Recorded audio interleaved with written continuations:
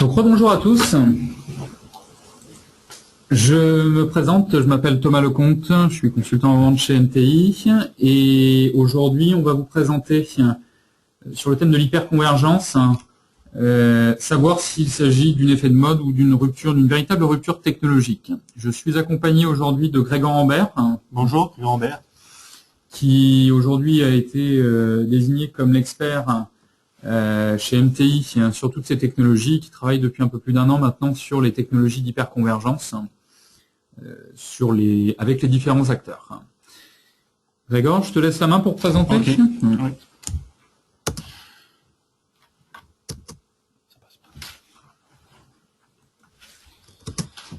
Donc tout d'abord, qu'est-ce que l'hyperconvergence? Donc l'hyperconvergence, c'est une offre qui offre les avantages économiques et une évolution similaire au cloud. Qu'est-ce qu'on entend par là?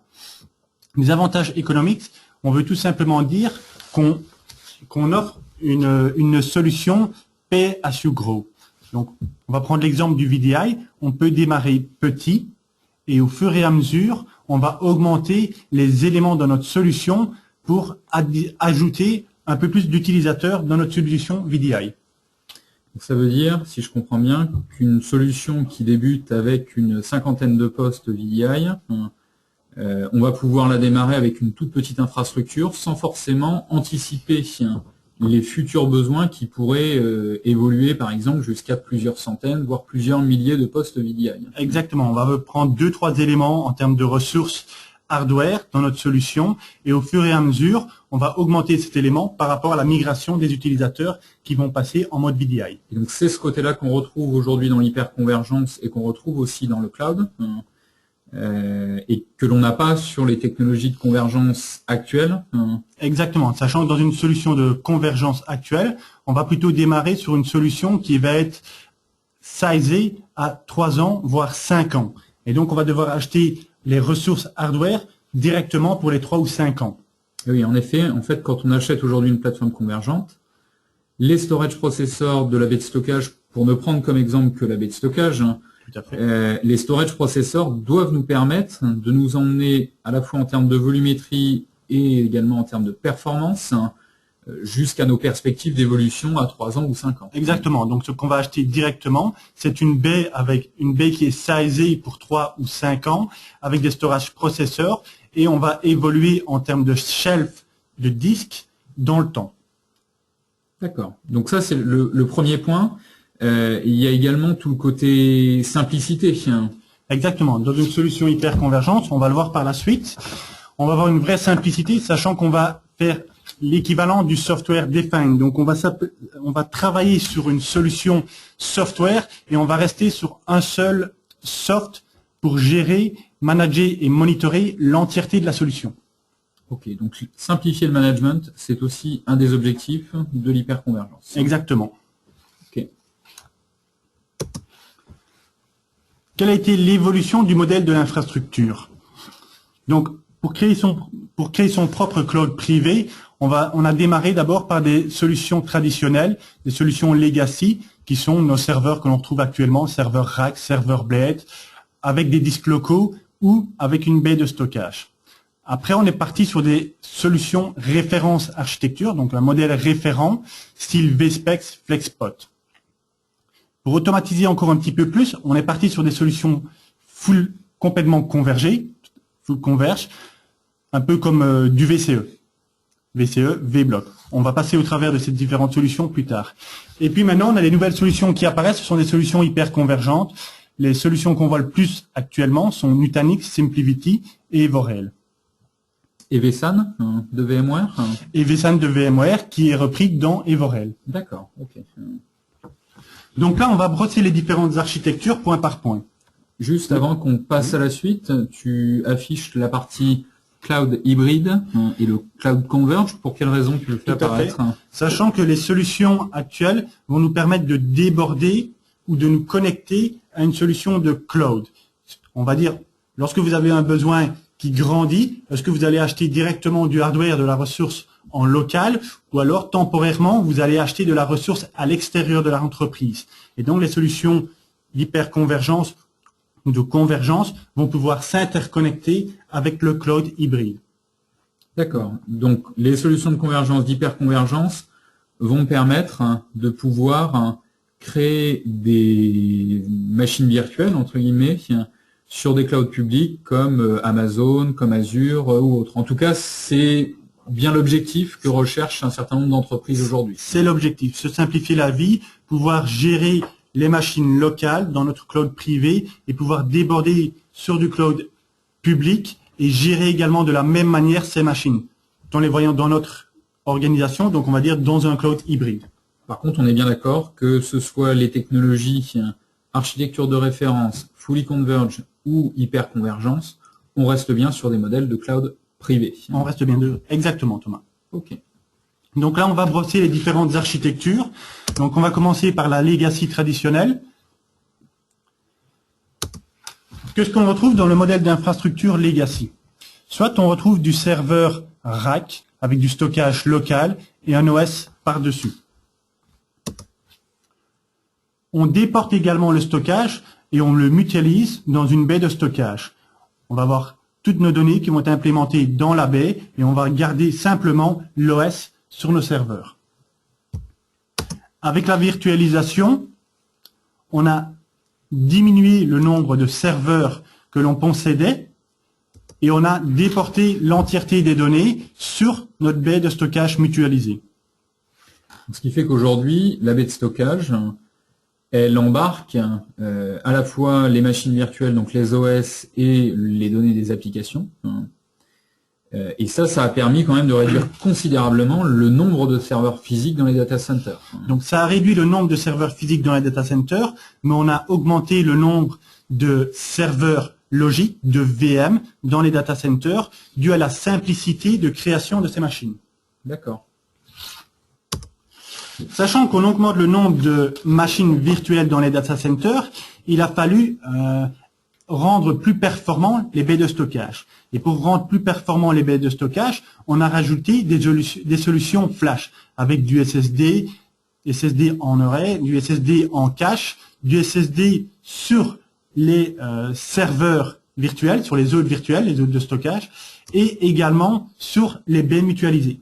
Alors aujourd'hui, très clairement, moi de ce que je vois dans les infras traditionnels, on n'a pas autant de flash. On a du flash dans la baie de stockage, ça oui, c'est très très fréquent.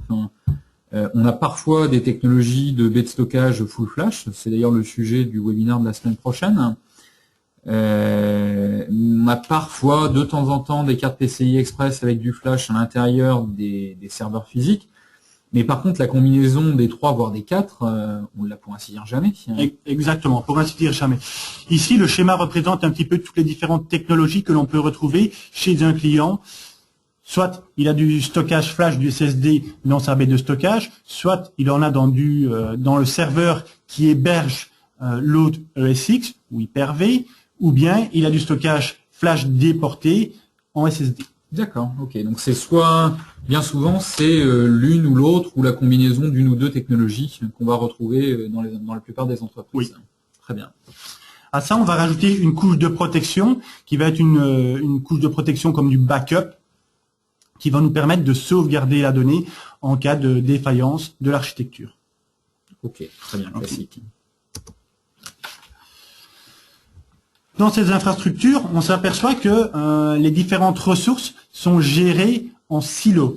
Ce qu'on veut dire par là, c'est que pour la partie stockage, on va avoir un administrateur de stockage. Pour la partie serveur, on va avoir un administrateur serveur qui va peut-être également gérer la partie virtualisation. Et puis, on va avoir une personne qui va s'occuper du réseau.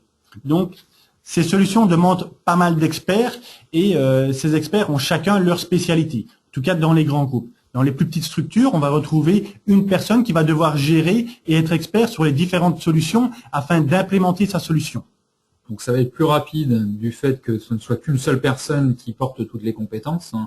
Par contre, ça peut devenir quand même malgré tout complexe à gérer puisqu'il faut être capable d'absorber l'intégralité des compétences stockage, switch SAN, serveur physique, virtualisation et ainsi que les machines virtuelles. Tout à fait. Il y aura moins de communication entre les différents silos, entre les différentes personnes qui vont administrer ces différents silos. Par contre, pour intégrer ce type de solution, il va falloir un peu plus de temps, sachant que c'est bien souvent l'IT interne de l'entreprise qui va devoir designer sa solution, tester sa solution, valider sa solution en termes d'interopérabilité hardware, sachant que chaque service va acheter les différentes ressources. Donc, on va avoir les ressources stockage qui vont être achetées par les gens qui gèrent le stockage. Et donc, il va falloir regarder et valider cette interopérabilité entre ces ressources avant d'implémenter. Donc là, il y a une grosse, on va dire, perte de temps lors de l'implémentation. En tout cas, ça prend énormément de temps pour valider et implémenter les nouvelles infrastructures. Pour améliorer le temps d'implémentation, les différents constructeurs ont créé des guides de référence des architectures. Ce qu'on veut dire par là, c'est que les partenaires vont pouvoir aider les entreprises à implémenter une solution à la VSPEX, à la FlexPod. Qu'est-ce qu'on va retrouver dans ces différentes infrastructures? On va de nouveau retrouver du stockage, du backup, du réseau, des serveurs x86 et des serveurs hypervisor. Donc, au final, avec ces modèles d'infrastructure, on ne change rien au modèle d'architecture déployé. Simplement, on valide, on a l'assurance, la garantie d'une bonne interopérabilité des différents composants. Exactement. On a une validité et en plus de ça, on a un modèle qui est validé par les constructeurs en disant, voilà, si vous voulez déployer 50, 100, 500, 1000 VM, on vous propose ce type d'architecture, ce type de software, avec ce type de firmware, et on aura une très bonne interopérabilité sur l'ensemble du matériel.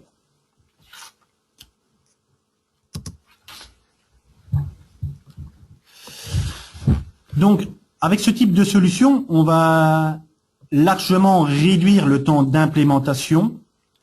Les différents experts auront besoin de moins d'expertise sur ces solutions, sachant que ces solutions vont être délivrées par des partenaires. La petite faille qu'il y a sur ce type de solution, c'est qu'on n'a pas la possibilité d'administrer globalement la solution. On va avoir une solution, un software d'administration pour l'entièreté de la solution stockage, un pour la partie réseau, un pour la partie serveur, un pour la partie virtualisation. Donc ça, c'est un petit peu le manque qu'on retrouve dans ce type de solution, d'infrastructure. Pour améliorer cette problématique, on est passé sur les infrastructures totalement convergées, VCE, VBlock. Dans ce type d'infrastructure, on va de nouveau retrouver l'entièreté des éléments. Donc la virtualisation, les serveurs, network, storage, la protection. On va avoir un soft qui va globaliser le management de la solution. Et cette solution va être designée en amont par les partenaires. Le partenaire va venir chez vous, designer une solution par rapport à votre besoin, est-ce que c'est 100, 200, 500, 1000 VM, et la solution va être créée en usine.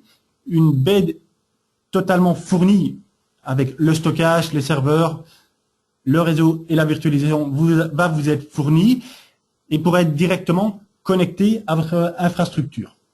D'accord. Donc là, on récupère quand même bien une architecture de référence, ou l'équivalent d'une architecture de référence, avec la garantie d'interopérabilité, avec la garantie de performance, d'évolutivité, mais par contre, et en ayant également un management unifié. Voilà, simplification au niveau de l'administration.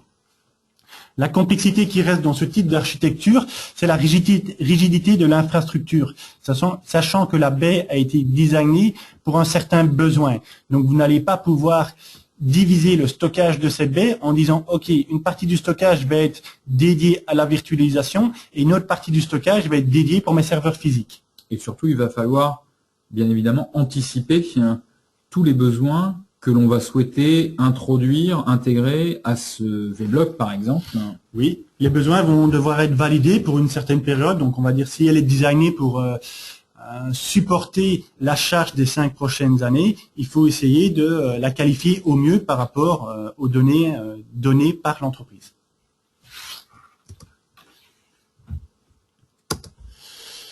L'hyperconvergence. Donc, afin de simplifier encore les architectures, on a vu apparaître il y a 3-4 ans l'hyperconvergence sur des solutions comme Nutanix, SimpliVity et maintenant Evereye. À quoi ressemble l'hyperconvergence? Donc, deux modèles dans l'infrastructure dans l'hyperconvergence. On a l'hyperconvergence 2.0, que soit on retrouve dans ces éléments. On retrouve de nouveau nos serveurs, notre stockage, notre réseau et notre virtualisation, ainsi qu'un soft de backup. Là, ce que tu nous présentes, ça ressemble étrangement quand même aux architectures de référence.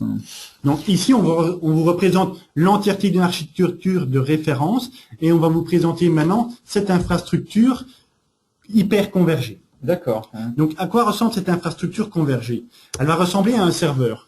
On va revenir à ce qu'on utilisait avant. Un serveur contient du CPU, de la mémoire, le stockage. On ajoute la couche de virtualisation et un process de backup dedans. La différence, c'est qu'on va pouvoir démarrer petit. Comme je le disais tout à l'heure, si vous démarrez une solution pour 3 ou 5 ans, vous devez acheter la baie de stockage avec les storage processors pour cette durée. Avec une solution hyper convergée, vous pouvez acheter petit et faire évoluer cette solution sans avoir besoin de connaître votre besoin à 3 ou 5 ans. Et potentiellement, on peut démarrer avec un serveur physique. Donc potentiellement, vous pourriez démarrer avec un serveur physique. On en mettra au minimum dans les différentes architectures 2 voire 3 serveurs pour avoir de la redondance. Et c'est là que le soft de protection va agir. Une fois qu'on a la redondance, votre besoin évolue dans le temps et vous allez rajouter des serveurs au fur et à mesure. 2, 3, 4, 5 et ainsi de suite. Quand je regarde comme ça ressemble vraiment à du scale-out. On peut parler d'architecture scale-out? On parle exactement d'architecture scale-out. Sachant que à chaque fois que vous allez rajouter du serveur, donc du stockage, pour augmenter le volume de données que vous voulez ajouter, le nombre de VM, vous allez en même temps ajouter de la CPU, de la mémoire, et bien entendu, tout ce qui va avec. On va dire le contrôleur qui va maintenant, sur ce type de solution, va être un contrôleur virtuel. D'accord. Et où est-ce qu'est installé VMware dans tout ça, ou Hyper-V, ou KVM? Donc, en première couche, on va avoir l'outil de virtualisation qui va être installé sur votre machine, et par-dessus, on va mettre le soft d'hyperconvergence, donc qui va se composer de différentes VM. D'accord. Donc, chaque nœud représente un serveur ESX, si on parle par exemple un host ESX, si on parle de VMware. Chaque nœud représente un serveur ESX ou un serveur hyperconvergé, sachant qu'il détiendra son propre contrôleur ainsi que ses différentes métadatas. L'amélioration qu'on retrouve dans ce type d'infrastructure, c'est une simplification en termes d'espace, de câblage et une facilité d'intégration. Il faut savoir que pour intégrer un nouvel host, donc plus de volume, plus de capacité d'introduire des nouvelles VM, on va simplement faire 2 clics et ce nouvel host va être intégré dans votre volume. Par contre, dans la convergence 2.0, il nous reste une complexité, c'est qu'on n'a pas de réduction du coût des I/O. Pourquoi est-ce que tu estimes qu'il n'y a pas de réduction du coût des I/O? On va le voir par la suite, mais dans la convergence 2.0, on va dupliquer la donnée. Donc on va avoir un facteur de réplication qui va être de x2 ou x3. Donc chaque VM va être dupliqué. Pour quelle raison on va dupliquer cette donnée? En termes de protection de données, donc un node qui viendra tomber et qui supporte les données d'une VM, la VM va pouvoir redémarrer sur un autre ESX sur laquelle elle est hébergée. D'accord. Donc en fait, on réplique les informations sur plusieurs nœuds au sein de notre cluster hyper convergé pour pallier la défaillance éventuelle d'un host. Tout à fait. D'accord. Très bien. Deuxième problématique qu'on retrouve sur l'hyperconvergence 2.0, c'est qu'il y a une problématique de mobilité. Imaginez que vous êtes en multisite, vous avez votre site principal et vous avez un remote data center. Vous n'allez pas pouvoir gérer l'entièreté des 2 sites. Vous allez avoir un cluster d'hyperconvergence sur le premier site et un second cluster d'hyperconvergence sur le second site. Ce qu'on ne va pas retrouver dans l'hyperconvergence 3.0. Donc différence, l'hyperconvergence 3.0, on va repartir sur 1, 2, 3, 4 nœuds, peu importe, et on va créer un remote data center. On peut On n'est pas obligé. On n'est pas obligé. C'est pour des besoins notamment de plan de reprise d'activité. Exactement. On peut être amené à faire ça. Comme je le disais précédemment, les deux grosses différences, c'est qu'on va avoir une réduction du nombre d'IO à la source entre les nœuds du premier site et également une réduction du nombre d'IO lors du transfert des données sur le second site. On aura la possibilité, au travers d'une seule fenêtre, d'une seule interface, de visualiser l'ensemble des sites. 2, 3 sites, on verra l'entièreté des sites et on pourra les gérer via cette interface. On va pouvoir dire que sur ce type d'architecture, le coût d'acquisition va être réduit. Pourquoi? Parce qu'on va pouvoir démarrer plus simplement nos architectures. On n'est pas obligé d'acheter une architecture qui est finie à 5 ans, on va dire. Prévisible à 5 ans. Donc on peut démarrer, comme on le disait en introduction, avec une infra avec par exemple 2 serveurs qui hébergent une cinquantaine de machines virtuelles ou de virtual desktop. Oui.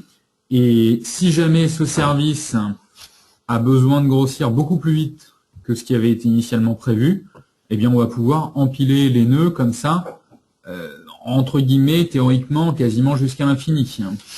Exactement. Alors l'infini étant limité, j'imagine, par notamment la partie VMware. Mais elle est limitée actuellement dans le temps, mais elle évolue tous les mois, on va dire. D'accord. Okay. Un des gros avantages également, c'est que toute cette infrastructure va pouvoir être gérée au travers de vSphere. Pourquoi? Parce que toutes les fonctionnalités vont être implémentées dans un onglet dans vSphere.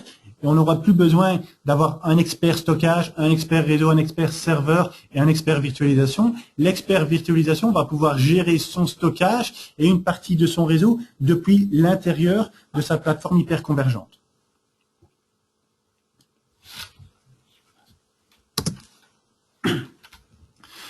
Donc, quelles sont les grosses différences entre la convergence et l'hyperconvergence? Dans la convergence, les composants qu'on va acheter vont être de toute façon séparés et managés un à un. Chacun va être managé séparément via son propre outil de management.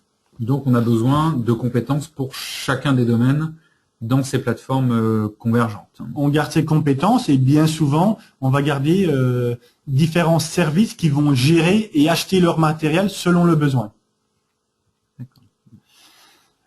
Les avantages de cette solution, c'est qu'on va pouvoir évoluer un petit peu indépendamment au niveau des axes.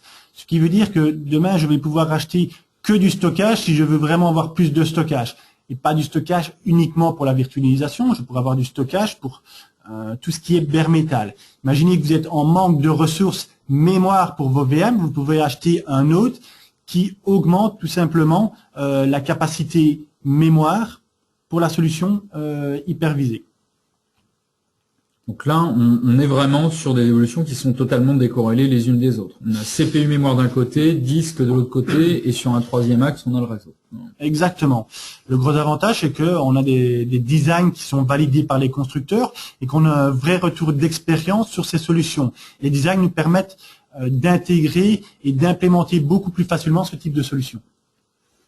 Plus facilement, mais tout en ayant quand même une certaine complexité, parce qu'on fait appel à des compétences réseau, à des compétences serveurs, à des compétences stockage. Tout à fait. Par rapport à l'hyperconvergence, oui.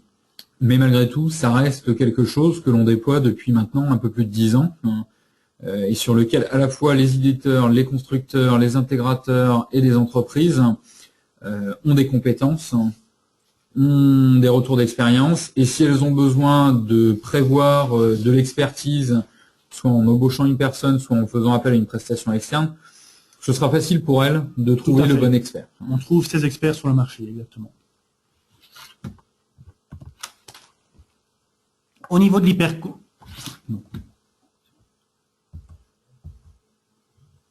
excusez-moi. Au niveau de l'hyperconvergence, la technologie est un peu plus basée software defined. Ce qu'on entend par software defined, c'est que l'entièreté des ressources va être gérée par un soft. On n'aura plus besoin de redémarrer la machine pour ajouter des fonctionnalités, vu qu'une grosse partie de ces fonctionnalités va être fournie par ce software. Donc ça va être beaucoup plus simple à administrer. On va avoir une vraie évolutivité scale-out, sachant qu'on va rajouter simplement des nœuds à la solution. Et puis on va avoir, en termes de support, un seul acteur.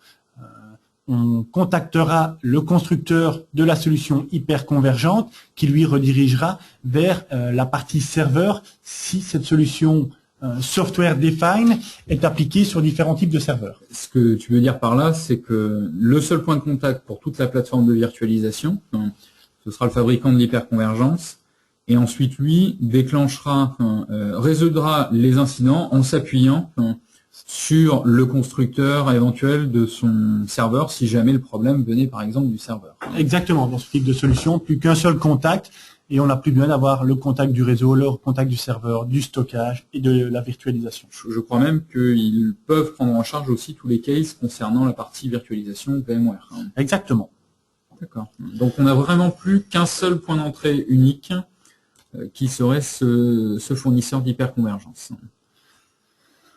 En termes de limites, on va retrouver, je vais dire, une granularité de la croissance, sachant que pour certaines solutions hyperconvergentes, on va déployer différents nœuds. On va d'abord choisir un nœud identique et dupliquer ce nœud. Par contre, si vous avez besoin de plus de CPU ou plus de stockage, sachant que les constructeurs ont différents types de nœuds apportant soit plus de CPU, soit plus de mémoire, soit plus de stockage, voire les trois, on va pouvoir mixer ces différents nœuds selon la compatibility list. Mais dans un même cluster, si par exemple je débute un cluster avec 3 nœuds, qui est orienté vraiment CPU, parce que j'estime que les applications qui sont dessus vont nécessiter beaucoup de CPU. Je m'aperçois à l'usage qu'au final, c'est plutôt les disques qu'il faut que je privilégie sur mon prochain upgrade. Est-ce que je peux rajouter un quatrième nœud plutôt plus capacitif et peut-être un peu moins performant en CPU dans le même cluster? Tout à fait. On pourrait rajouter un nœud plus capacitif et moins performant, mais selon la compatibility du constructeur. Il doit avoir une validation avant. Je comprends pas. Si on a 3 nœuds avec des faibles capacités de stockage mais très performants, et un quatrième nœud avec beaucoup de capacité, mais des plus faibles performances, est-ce qu'à un moment donné, je peux pas avoir des combinaisons où je me retrouve un petit peu coincé et je me retrouve avec des VM qui vont aller très très vite parce qu'elles sont sur du stockage rapide et d'autres VM dans le même cluster qui vont être lentes à cause de ce stockage? Il va y avoir un déplacement des VM, donc on peut très bien utiliser certaines ressources d'un serveur et avoir le stockage d'un autre serveur. D'accord, très bien. Donc on n'est pas obligé, en fait, on peut conserver ces exécutions en CPU très rapides sur les 3 premiers nœuds et ensuite aller chercher de l'espace de stockage sur ce quatrième nœud que l'on vient de rajouter. Tout à fait. Et ça passera dans ce cas-là par quoi? Il y a un bus mémoire étendu, il y a un bus CPU étendu, un bus réseau? On va passer à la partie réseau. Donc on a le bus réseau qui va interconnecter l'ensemble des différents nœuds et qui va permettre de commuter la donnée entre les différents nœuds. Du coup, ça va nécessiter, j'imagine, pas mal de bandes passantes et donc un requirement en 10 gigabits Ethernet peut-être sur ce réseau. Tout à fait. Donc le backplane de ces solutions est généralement du 10 gigabits. On retrouve certaines solutions en 1 gigabit, mais c'est vraiment pour des très petites solutions. D'accord. Donc les constructeurs clairement affichent la compatibilité avec le 1 giga, mais dans la réalité, si on a des workloads applicatifs qui stressent quand même un petit peu la partie baie de stockage actuelle, pour pouvoir les porter sur de l'hyperconvergence, ce sera quand même beaucoup plus raisonnable et plus sûr de les avoir sur un réseau à un backplane d'à 10 gigas. Tout à fait. C'est presque même un prérequis, on va dire, sachant que c'est quand même toute la donnée qui va transiter au travers de l'ensemble des nœuds. Et lorsque vous allez la répliquer, il faut forcément avoir de la bande passante. Ok. Donc, prévoyez bien hyperconvergence, projet d'hyperconvergence sur des workloads qui sont quand même assez conséquents, systématiquement de prévoir du 10 gigas. Si vous partez sur du 1 giga, méfiance, assurez-vous tout de même que vos workloads applicatifs pourront le supporter et seront capables de se contenter d'un réseau backplane de 1 gigabit Ethernet. Qui sont les différents acteurs de l'hyperconvergence?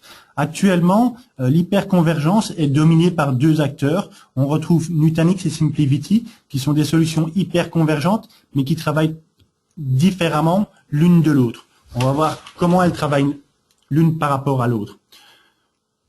Les solutions Nutanix, on va les retrouver aussi bien sur du VMware, de l'Hyper-V, du KVM. SimpliVity va rester plus sur de l'Hyper-V, du VMware, excusez-moi, actuellement, et potentiellement plus tard de l'Hyper-V.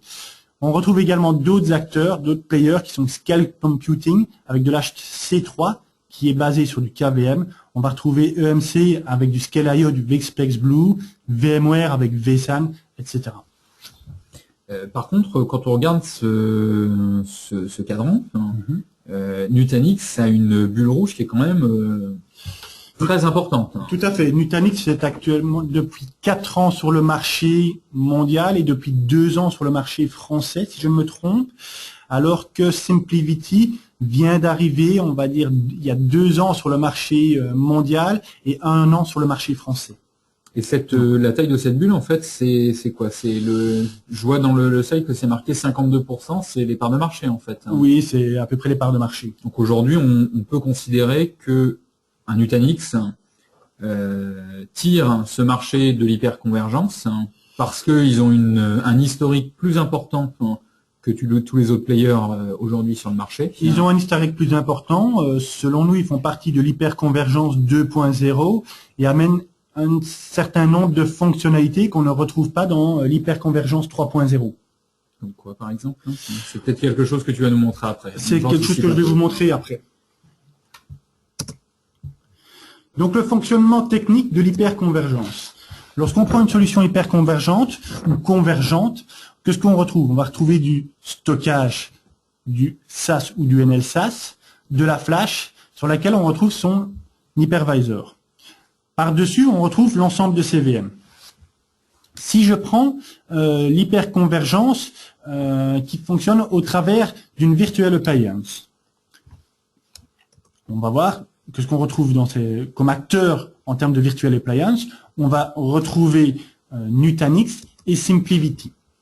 Donc cette virtual appliance va être la VM contrôleur. C'est elle qui va gérer le flux de données au travers des différents nœuds composant la solution hyperconvergente.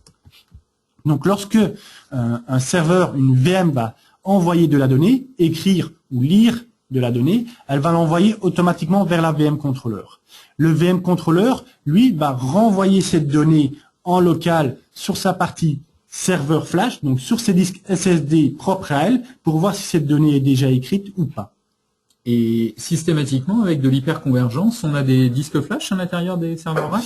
Oui, systématiquement, on a des disques flash afin d'amener beaucoup plus de performance dans ce type de solution. Est-ce qu'on peut pas imaginer que les disques de stockage qui sont derrière vont être suffisants pour délivrer des performances? Non, sachant que les disques, principalement les disques qui sont derrière, vont amener du volume de stockage. Donc, on va souvent travailler avec des disques NLSAS et dans certains cas avec des disques 10 000 tours minute. D'accord. Donc, la perf est vraiment apportée par notamment ces disques flash. En partie par ces disques flash. Et également, en termes de lecture, tout dépend de l'hyperconvergence, mais on peut dédupliquer la donnée, voire dupliquer la donnée sur un ensemble de nœuds et permettre à la VM d'aller lire cette donnée au travers des différents nœuds. Par contre, ça veut dire que le contrôleur de stockage devient cette machine virtuelle. Cette machine virtuelle est donc le passage obligé de tous les I/O pour aller accéder au stockage de données. Elle fonctionne en mode pass-through et toute la donnée transitera en termes de lecture et d'écriture au travers de cette VM. Et ça n'est pas un frein, c'est pas un goulot d'étranglement, ça rajoute pas des temps de réponse trop importants par rapport à une baie de stockage traditionnelle? Disons que on va pas retrouver de goulot d'étranglement, sachant qu'on va avoir un contrôleur sur chaque nœud, ce qui veut dire que chaque hôte possède son propre contrôleur, alors que sur une baie traditionnelle, on va utiliser 2 contrôleurs pour l'entièreté de la baie. D'accord, donc en fait, on multiplie le nombre de contrôleurs présents sur notre infrastructure, vu qu'il y en a un sur chaque nœud. Exactement. Et on l'optimise. En plus, en permettant de lire la donnée dans la mémoire flash de cette VM contrôleur, et si cette donnée ne se trouve pas dans sa flash, il peut la retrouver dans les disques plus lents. Très bien. Ça, c'est l'approche Virtual Appliance. Donc, on les représentera sur du Nutanix, on les retrouvera sur du Nutanix et sur du SimpliVity. Après, on va avoir l'approche Hypervisor. Donc, l'Hypervisor, ça va être la solution Evorel avec du vSAN de VMware.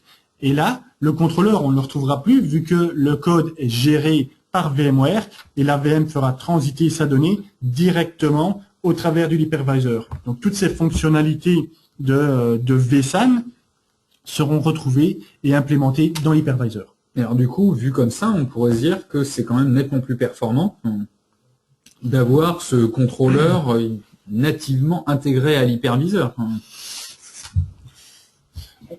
On peut dire que c'est légèrement plus performant, c'est en termes de microsecondes. Mais on va voir que dans certaines solutions, on va travailler aussi bien sur la flash, on va trouver une solution avec une carte accélératrice, et puis bien entendu, beaucoup de la donnée va être retrouvée dans la partie flash du serveur, donc on va à peine le voir. Par contre, la solution vSAN n'implémente pas toutes les fonctionnalités qu'on va retrouver dans les solutions hyper convergentes qu'on a citées précédemment. Ce que tu veux dire par là, c'est que les solutions à base de Virtual Appliance ont un panel de fonctionnalités plus riche que celles qui sont intégrées en tant que plugin ou en tant que driver au sein de l'hyperviseur. Beaucoup plus riche. Ça, c'est un point effectivement important à relever. Parce que la solution vSAN ne fait qu'une agrégation d'un ensemble de serveurs et permettant de fournir un stockage global sur 2, 3, 4 serveurs, jusqu'à 64 serveurs actuellement. Donc, ces solutions hyperconvergence, on vient de vous citer les solutions qui utilisent la Virtual Appliance, qui sont Nutanix, SimpliVity, Pivot 3, et ceux qui utilisent directement ces fonctionnalités au niveau de l'hypervisor, comme Scale Computing avec H3C, donc qui est du KVM, et Virtual SAN de VMware. Ça veut dire qu'en fait, celles qui ont une intégration native à l'hyperviseur, elles sont donc fortement adhérentes à l'hyperviseur et elles sont créées par le constructeur, sachant que le code source n'est pas ouvert. On va dire les solutions comme VMware et KVM, plus KVM autorise, mais plus VMware n'autorisera pas son code source à être ouvert et à implémenter les solutions pour les sociétés tierces d'hyperconvergence. Donc un vSAN, on ne peut pas imaginer que le vSAN soit étendu vers du KVM. Il pourrait exister des passerelles, mais on ne pourrait pas intégrer un nœud KVM au sein d'un cluster vSAN. Exactement, on ne pourra pas. D'accord, très bien. Donc là, on va passer sur la première solution Nutanix, qui est une solution hyper convergente 2.0. Donc là, on retrouve un nœud Nutanix qui est composé de 4 serveurs. Donc on a un équipement 2U comprenant 4 serveurs et les différentes connexions. Est-ce qu'on voit les disques? Non, ils ne sont pas représentés. Non, ils sont face avant. Les disques se retrouvent à l'intérieur de la machine, face avant. Et chaque machine ici, c'est quoi? On a une dizaine, une vingtaine de disques sur chaque nœud? C'est 5-6 disques? Ça va dépendre du type de machine, sachant que ici on a une appliance de 2U avec 4 serveurs, mais on peut avoir des appliances de 2U avec 2 serveurs. Donc ça va varier d'une machine à l'autre. Donc dans ces machines, on va retrouver aussi bien de la mémoire, de la CPU, du SSD et du disque dur. Comme vous le voyez, comme on a dit précédemment, on a les connexions 10 gigabits, 1 gigabit, qui nous permettent de nous connecter les 10 gigabits au backplane, donc l'interconnexion du stockage de l'ensemble des serveurs, et une connexion 1 gigabit pour se diriger vers vos switches LAN. Et est-ce que je peux utiliser typiquement dans cette solution mes 2 ports 10 gigabits, une partie pour le backplane et une autre partie pour la partie front-end, pour mes machines virtuelles? Dans le schéma qu'on a actuellement, non, parce qu'on n'a que 2 ports 10 gigabits pour le backplane et 2 ports 1 gigabit pour le front-end. Mais par contre, dans les solutions où on a 4 ports 10 gigabits, on peut très bien utiliser les 2 ports pour les data et 2 ports pour la partie LAN. D'accord, c'est quand même conseillé de physiquement séparer le backplane. On sépare totalement le backplane, donc ce sera des VLAN totalement dédiés aux commutations inter-nœuds, inter-serveurs et la partie réseau. Pourquoi? Parce qu'il faut optimiser le trafic inter-serveur. Et alors là, dans ton slide, je vois que c'est marqué dans le carré bleu là qui est au milieu, All Intelligence in Software. Il y a pourtant du hardware dans du Nutanix. La solution Nutanix est une solution software. Ils ont leur propre appliance, mais on pourrait très bien demain, si ils validaient leur code, appliquer la partie software, vu que c'est du software defined chez Nutanix. Ils n'ont pas de composants hardware. En plus de ça, ils vont rajouter un prisme qui est une interface qui va vous permettre de gérer et de monitorer l'entièreté de la solution.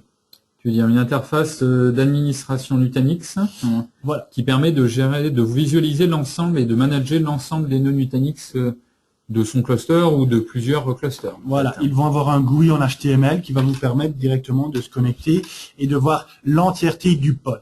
Donc c'est une solution qui reste locale, donc on ne voit qu'un seul site à la fois. Et je vois que c'est marqué également self-healing, ça c'est bien, ça veut dire que ça s'auto-soigne entre guillemets, ce système. Oui, on peut dire ça peut s'auto-soigner si on veut. On peut ajouter et enlever des nœuds à la demande. Ce qui veut dire que, imaginons demain vous avez un nœud qui vient à tomber, vous avez une solution d'un minimum de 3 nœuds, il faut 3 nœuds.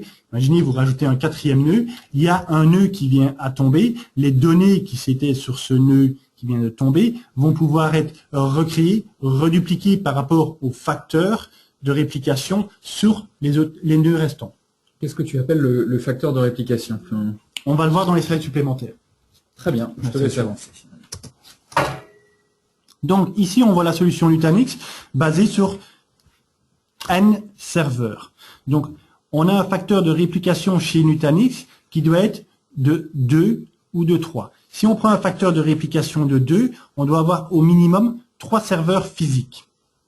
Quand je dis un facteur de réplication, ça veut dire qu'on va avoir une VM qui va se trouver sur le nœud numéro 1 et on va avoir les données de cette VM qui va être éclatée sur le nœud numéro 2 et sur le nœud numéro 3. Donc une machine virtuelle, elle est écrite sur le nœud où elle est exécutée. Tout à fait. Mais on va sécuriser cette donnée sur un 2e nœud et un 3e nœud. Elle va être écrite au total 3 fois ou elle va être écrite 2 fois si on a un facteur n plus 2. On éclate la donnée sur différents nœuds, sur les nœuds restants après. En cas de problème, on va pouvoir remonter les données sur un des nœuds supplémentaires. Ça veut dire en fait que si jamais j'ai perdu ma machine là où j'ai ma machine virtuelle, quand je vais reconstruire ma machine virtuelle, je vais avoir l'ensemble des nœuds du cluster sur lesquels mes données sont présentes qui vont participer à cette reconstruction. Tout à fait. Donc ça va permettre aussi, j'imagine, que la reconstruction de cette machine virtuelle soit plus rapide et la remise à disposition soit plus rapide. Ça va être beaucoup plus rapide. En moyenne, ça prend 5 minutes pour recréer une machine. Si on reprend la machine en termes de caractère, si je prends un exemple, la machine virtuelle se compose des nœuds, des datas A, B et C. Donc sur le nœud numéro 1, on va avoir les données A, B, C. Sur le nœud numéro 2, on va peut-être avoir les données A et B. Sur le nœud numéro 3, on aura la donnée C. Il faut savoir qu'une machine virtuelle, vous prenez un Windows en VM, si vous dupliquez la machine Windows, ou si vous avez une dizaine de serveurs Windows, vous allez avoir plus de 90% des données qui sont identiques sur le serveur, l'OS Windows en lui-même. Et donc, ces données vont être répliquées. Mais une fois que la donnée est déjà connue, la donnée A, B et C vont peut-être être déjà connues sur d'autres serveurs. Donc, on n'aura pas besoin de la dupliquer. Très bien.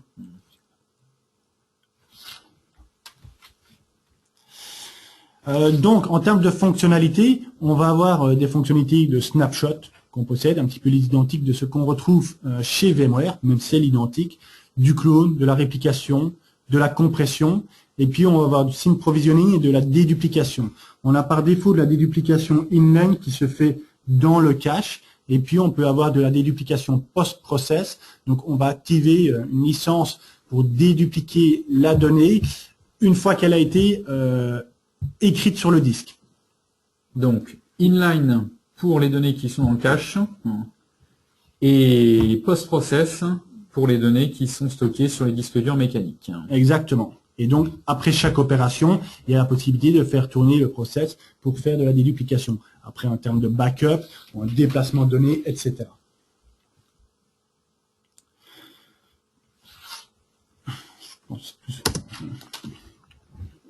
Deuxième type de solution, SimpliVity, qui fait partie de la solution hyperconvergence 3.0. Donc de nouveau, si on reprend le schéma global, on a nos serveurs, notre soft de virtualisation, le stockage, la partie SSD pour avoir de la performance, le backup. On avait dit dans l'hyperconvergence 3.0, on avait la possibilité d'optimiser le transfert de données sur le site distant. Donc on va avoir de l'optimisation WAN et du storage caching, ainsi que de la protection de la donnée, de la protection de la data. Donc si j'apparente ce type d'architecture et que je l'implémente dans une solution SimpliVity, je retrouve l'entièreté de ces éléments dans un serveur. Je fais évoluer mon architecture de 3 serveurs et ainsi de suite. L'avantage de ce type de solution, c'est qu'il va travailler un petit peu différemment de la solution Nutanix. Juste avant que tu nous en parles, je veux bien comprendre. Tu veux dire que dans chacune des boîtes SimpliVity que l'on va pouvoir rajouter en mode scale-out, on va retrouver les notions de compute, de mémoire et de stockage que l'on a vu jusqu'à présent, de cache, puisqu'on a vu qu'il y avait du cache SSD à l'intérieur sur toutes les solutions d'hyperconvergence, mais on va retrouver également les notions de sauvegarde de données, on va retrouver également les notions d'optimisation WAN également, Tout à fait. de réplication Et de déduplication. Disons que l'avantage, pour effectuer de la déduplication, pour effectuer de l'optimisation WAN, on va travailler sur du hardware. Il faut bien que quelqu'un gère cette optimisation de l'IO. Donc, soit c'est l'hyperbaseur qui va la gérer avec sa CPU et sa mémoire, soit c'est un composant hardware additionnel qui va la gérer. En l'occurrence, ici, dans la solution SimpliVity, on va avoir un composant hardware qui va être une carte accélérateur qu'on va introduire dans le serveur et qui va nous permettre de gérer cette déduplication et cette optimisation des I/O. Qu'est-ce que tu appelles exactement l'optimisation des I/O? Donc l'optimisation, on va dédupliquer l'I/O. Imaginez que vous avez une solution qui démarre par un serveur et vous commencez à écrire la donnée. Comme je le disais tout à l'heure, on avait une solution en convergence 2.0 qui dupliquait la donnée. Donc vous allez avoir la donnée une fois sur le serveur principal et une fois sur les autres serveurs, même si la donnée est éclatée. Ici, on va la dédupliquer, cette donnée. On va pas la écrire plusieurs fois. On va dire, OK, j'ai un serveur, une VM Windows numéro 1.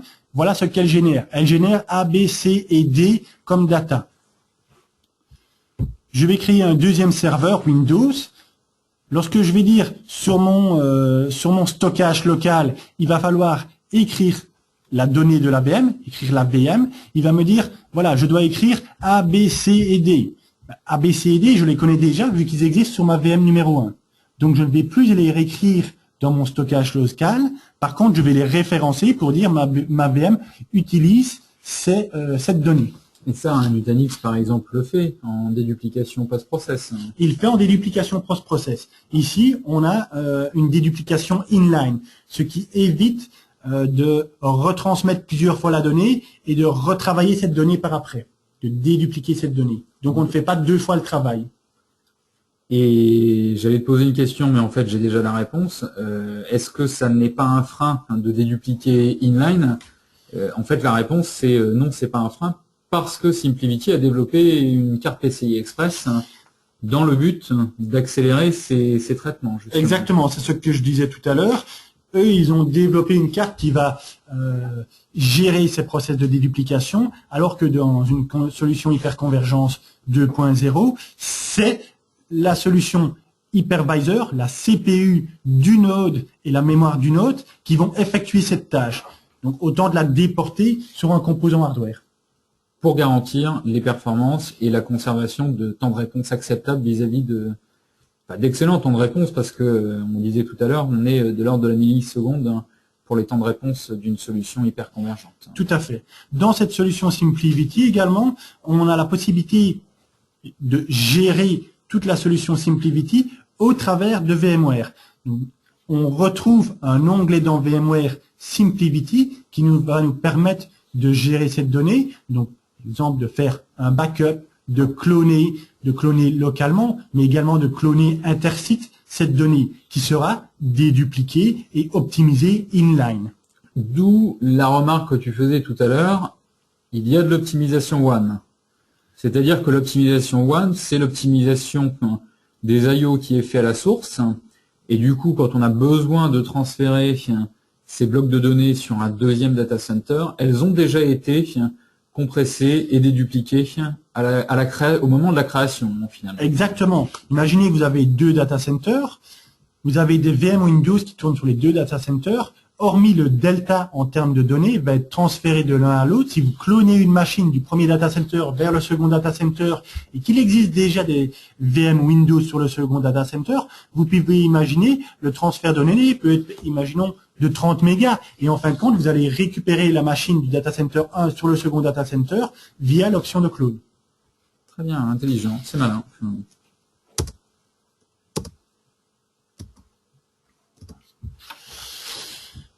Donc, on parlait d'une carte accélératrice. Voici la carte accélératrice que fournit SimpliVity pour la déduplication, compression, optimisation inline. On retrouve une interface graphique GUI directement intégrée dans VMware, donc une simplification des opérations, sachant que la personne qui connaît déjà son vCenter n'aura pas besoin d'apprendre une nouvelle technologie. J'ai peut-être raté quelque chose, mais là tu me parles d'intégration du management de SimpliVity au vCenter. Quid de Hyper-V et de KVM? Donc actuellement, SimpliVity ne gère que VMware.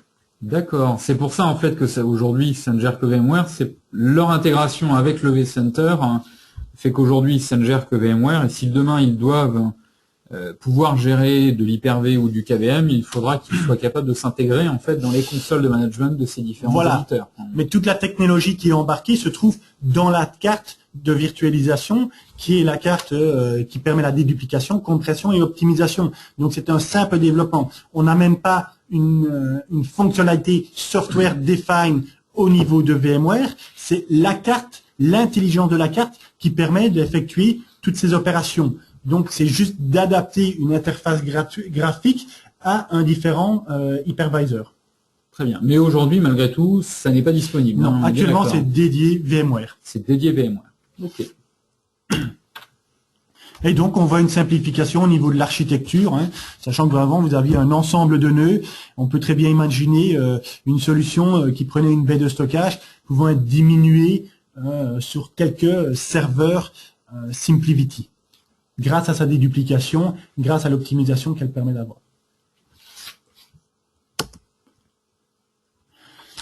Ici, un petit exemple d'architecture. Donc, on retrouve 2 nœuds virtualisés, 2 hypervisors, 2 nodes, avec chacun d'eux une VM contrôleur, le SVT, et puis on rajoute un 3e nœud. Par-dessus, on a des machines, des VM, on l'interconnecte à notre réseau, et il se trouve dans la fédération SimpliVity. On rajoute un second nœud, on l'interconnecte, on déconnecte un autre nœud, on migre les machines sans aucun problème. Donc on peut en fait facilement, sans énormément de paramétrage, si je schématise, le fait de retirer un nœud SX, c'est de mettre depuis le vCenter, de mettre le host SX en mode maintenance, et une fois que les VM sont libérés, on peut le libérer de la solution SimpliVity. Et on le décommissionne, on le sort de SimpliVity et on rajoute un autre nœud si on veut rajouter un autre nœud. Ce qui permet de passer de différentes versions, d'une version à une autre d'une génération à une autre génération de hardware. Pour changer soit de gamme matérielle, soit de génération de matériel. Exactement. On va pouvoir également l'interconnecter à notre solution existante et bénéficier des technologies stockage de SimpliVity. Imaginez qu'il vous reste des serveurs, des nodes VMware dans votre architecture. Vous pouvez très bien connecter ces nœuds à un réseau 10 gigabits et interconnecter votre solution existante à la solution SimpliVity. toute machine gérée au niveau du stockage de SimpliVity, mais hébergée sur l'autre ESX que vous possédez, bénéficieront des technologies SimpliVity. On va pouvoir également faire une interconnexion au cloud d'Amazon, si on veut déporter certaines machines sur le cloud d'Amazon. Mais On ne sera pas en débordement, mais on pourra migrer des machines sur ce cloud. Forcément, ce sera une migration à froid. d'accord. Mais on est d'accord que la carte PCI Express de SimpliVity, elle ne sera pas chez Amazon. À ce moment-là, vous n'aurez pas les fonctionnalités et l'optimisation de la carte SimpliVity. Donc en fait, on pourrait se servir de Amazon comme un repository de VM qui serait disponible chez Amazon pour, si jamais notre cloud privé était hors service, pouvoir redémarrer ces machines virtuelles directement depuis le cloud Amazon. Exactement. Et on aura une vision sur le cloud d'Amazon grâce à notre console SimpliVity dans notre vCenter. D'où cette petite machine virtuelle SVT que tu fais apparaître dans le cloud Amazon qui permet, enfin si je comprends bien, de récupérer toutes les notions de déduplication, compression et de réhydrater les données avant de les déposer chez Amazon. Exactement. De cette manière-là, on peut en fait faire démarrer ensuite. Oui. Très bien. Et bien sûr, on peut le connecter à différentes solutions de backup, même si la solution SimpliVity possède sa solution de backup, on va pouvoir faire des clones de machines sans augmenter le volume de stockage. Ce que je veux dire par là, c'est sachant qu'on va dédupliquer la donnée, on va simplement avoir des pointeurs qui vont pointer vers la donnée qui se trouve sur les disques NLSAS. Alors là, il y a deux écoles. Il y a des gens qui veulent impérativement ressortir ces sauvegardes d'un cluster sur des OS différents, des médias différents, avec un logiciel différent. Pour d'autres, si ça en apporte des bénéfices importants en termes de coût d'acquisition et surtout d'un point de vue coût opérationnel, accepteraient de pouvoir conserver ces sauvegardes au sein de la solution SimpliVity. Tout à fait, on va souvent retrouver un mix des deux. Donc pour certaines applications, on va externaliser le backup. Et pour d'autres solutions, d'autres parties, imaginons la partie OS, vous ne voulez pas la backuper, mais vous l'avez déjà clonée sur votre système SimpliVity. Après, combien de fois voulez-vous la cloner? On peut la cloner, imaginons actuellement, on la clone toutes les 10 minutes sur un système SimpliVity et on peut très bien avoir moins d'1 méga de données en clonant sa machine. Mais on la clone localement, dans un même cluster, ou bien sur un autre data center peut-être? On va la cloner dans le même cluster, voire sur un autre data center.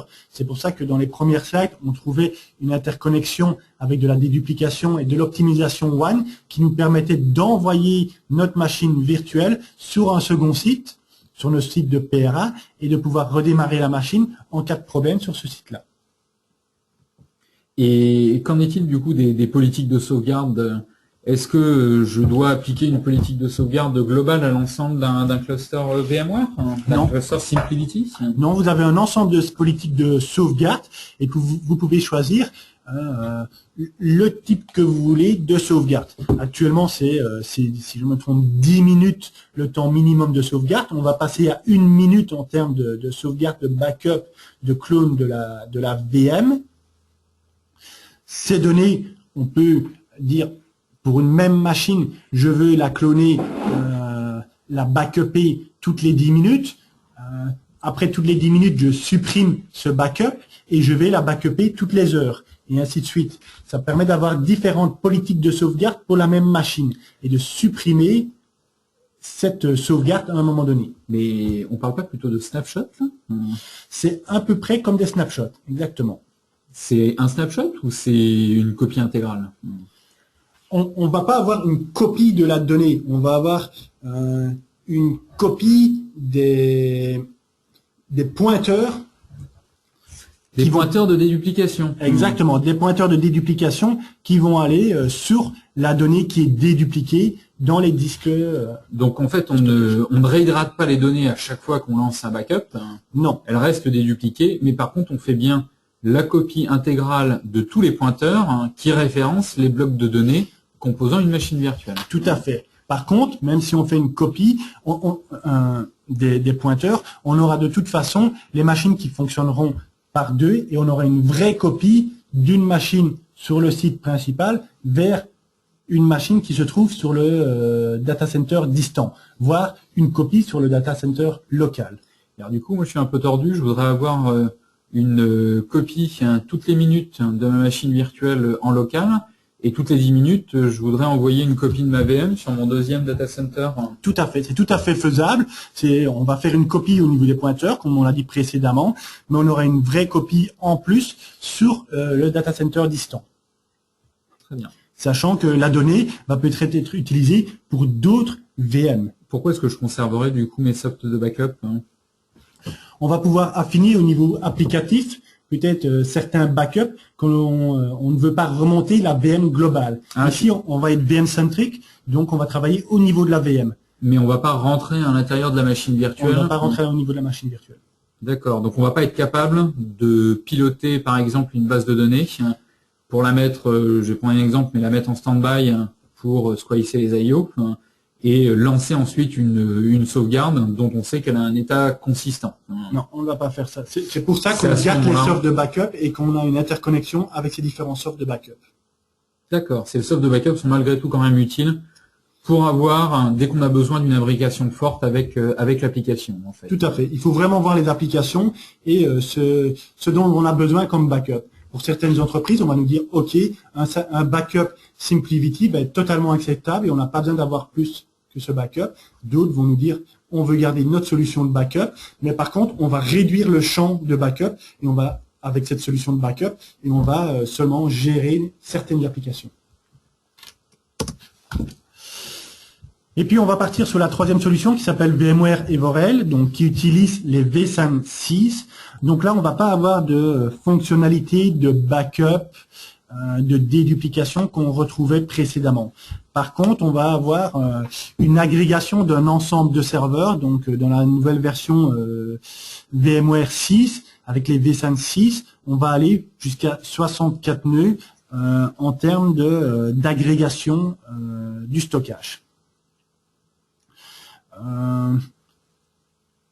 Je l'ai affiché dans ces slides parce que je pense que VMware a sorti des nouveautés. Elles sont intéressantes. Par contre, en termes de fonctionnalité, c'est absolument pas comparable à ce qu'on retrouve actuellement dans les softs d'hyperconvergence.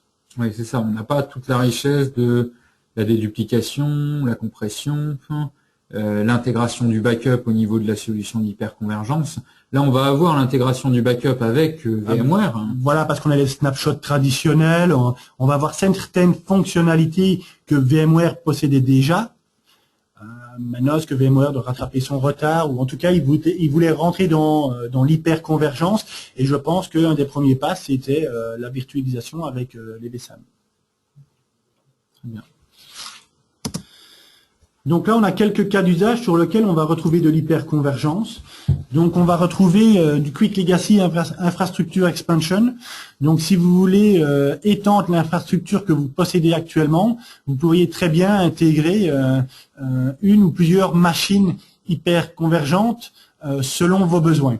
On n'a pas besoin de dire, OK, je veux tout migrer d'un seul coup. Non, on peut évoluer dans le temps. Et comme vous l'avez vu, on peut très bien intégrer certaines solutions hyperconvergentes dans l'existant et bénéficier de certaines fonctionnalités. On va retrouver également du VDI, Virtual Desktop. Pourquoi? Parce que lorsqu'on va démarrer en VDI, comme on l'a démarré lors de la présentation, j'ai dit VDI, on va démarrer petit parce que beaucoup d'entreprises n'ont pas encore démarré dans le VDI et on va démarrer avec 50, 100 machines et puis on va évoluer. On ne veut pas acheter une infrastructure qui va gérer l'entièreté de nos VM pour le besoin dans 5 ans et donc on va démarrer avec 2, 3 appliances et puis on va les faire évoluer. C'est vrai qu'aujourd'hui, sur le marché, ce que l'on voit beaucoup, c'est des projets de VDI avec quelques dizaines ou quelques centaines, en tout cas, un tout petit périmètre de l'IT d'une entreprise. Et parce qu'ils savent que le VDI va répondre à cette population, et la plupart des entreprises ont la sensation que ce VDI peut répondre aussi à plein d'autres usages, mais ils n'arrivent pas à trouver la bonne équation économique pour pouvoir l'implémenter. Là, ça peut être une manière un quick win en gros, pour rapidement mettre en place une infra de VDI sans être obligé d'anticiper les futurs besoins dont on ne sait pas s'ils viendront au final. Tout à fait. On retrouve également les Data Protection Disaster Recovery. Dans le Data Protection Disaster Recovery, ce qu'on entend, c'est d'avoir un second site de PRA. Donc, comme on vous l'a présenté juste avec SimpliVity, c'est très simple d'implémenter un second site une fois qu'on part sur une solution SimpliVity et d'étendre sa solution à un second site, voire à du multisite. Du Remote Branch Office. Donc, c'est un petit peu comme le PRA, on va avoir de toute façon un seul panel qui va gérer l'entièreté des remote sites, des sites distants. On vient d'apprendre également que SimpliVity va bientôt faire du Hub and Spoke, donc qui va nous permettre d'avoir un site principal et multiples petits sites qui vont pouvoir aller synchroniser leurs données et dédupliquer leurs données avec le site principal. Également un rafraîchissement de votre commodity hardware que vous possédez actuellement ou de votre infrastructure actuelle si elle arrive en fin de vie. Et puis on peut avoir un terme on peut l'utiliser en data migration et data center consolidation.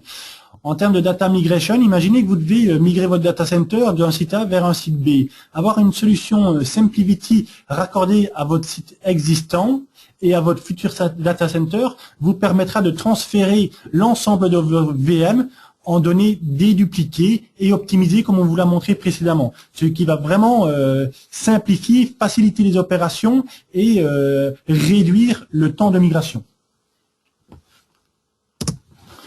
Et puis avec la solution SimpliVity, on a montré également qu'on pouvait se connecter au cloud d'Amazon. Donc on a une connexion avec le cloud d'Amazon.